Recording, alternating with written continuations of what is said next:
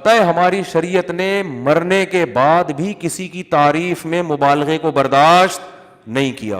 حالانکہ مرنے والے کا اب کیا دنیا میں بیچارے کا لینا دینا, پھر بھی کہا اس کی بھی تعریف کرو تو اعتدال سے, جو چیز اس میں نہیں ہے وہ بیان مت کرو. ہمارے یہاں کوئی مر جائے پھر آپ دیکھو حضرت ایسے تھے, حضرت سے تو بڑا دنیا میں کوئی پیدا ہی نہیں ہوا, اس کے بعد جانے کے بعد اچھا ہمیں تو اب پتہ چلا حضرت اتنے بڑے تھے. مخالفین بھی کہہ رہے ہوتے ہیں بہت ہی بڑے بزرگ کا انتقال ہوا اس دفعہ تو بھائی, بہت زیادہ, بہت ہی بڑے. صحیح حدیث ہے, صحیح حدیث ہے, حدیث کے پورے الفاظ مجھے یاد نہیں ہیں, کہ میت سے پوچھا جاتا ہے بتا کیا واقعی تو ایسا تھا جو تیرے بارے میں لوگ یہ کہہ رہے ہیں, واقعی تو ایسا تھا. اگر آپ نے اپنی زندگی میں اپنے مریدین کی تربیت نہیں کی کہ میرے مرنے کے بعد میری ناجائز تعریف نہ کرنا, تو اس بات کا بہت خطرہ ہے کہ آپ کو بھی قبر میں اس کا عذاب دیا جائے کہ تمہارے بعد والے لوگ تمہاری تعریف میں مبالغہ کیوں کریں. اس بات کا خطرہ موجود ہے, حدیث سے مفہوم ہوتا ہے, مترشح ہوتا ہے یہ. تو بھائی نہ تعریفوں میں مبالغہ کرو اور نہ کسی کی بولتے کیوں نہیں برائی میں. تعریف میں مبالغے سے تو قرآن نے صاف منع کیا, فرمایا فلا تزکوا انفسکم, اپنا تزکیہ مت کیا کرو. تزکیہ کا مطلب پاک دامن قرار مت دیا کرو. یہاں اپنے سے مراد ہے اپنے جیسے لوگ, یعنی مسلمان. جیسے قرآن میں آتا ہے نا ولا تقتلوا انفسکم, اپنے آپ کو قتل مت کرو, تو تمام علماء کہتے ہیں اس سے صرف اپنی جان مراد نہیں ہے, یہ سب ایک نفس کی مانند ہیں جتنے بھی انسان ہیں, تو کسی کو بھی قتل مت کرو.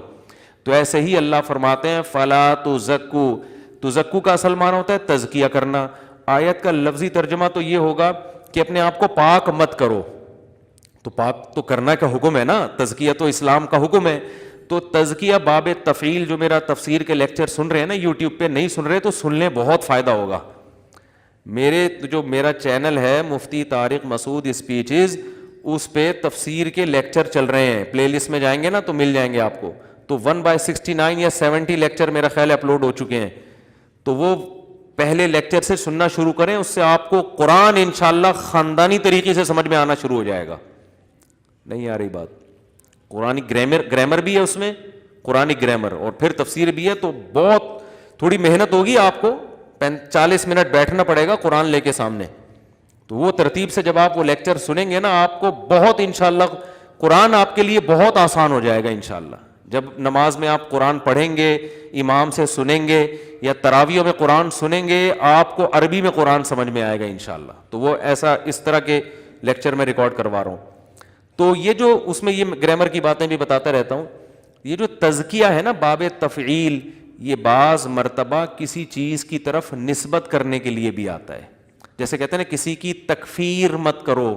تکفیر کا مطلب کفر کی طرف کسی کو منسوب نہ کرو, کافر مت قرار دو, کہتے ہیں نا تکفیر. تو اسی طرح تزکیہ باب تفعیل ہے, اس کا مطلب ہے کسی کو پاک ہونے کی طرف منسوب مت کرو. کیا مطلب؟ کسی کو یقینی طور پر 100% نیک قرار دینے کی کوشش مت کرو. کیوں؟